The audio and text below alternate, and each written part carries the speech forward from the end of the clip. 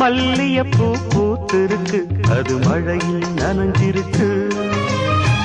வருஷமெல்லாம் காத்திருக்கு, ஒரு வண்டுக்கு தவம் இருக்கு.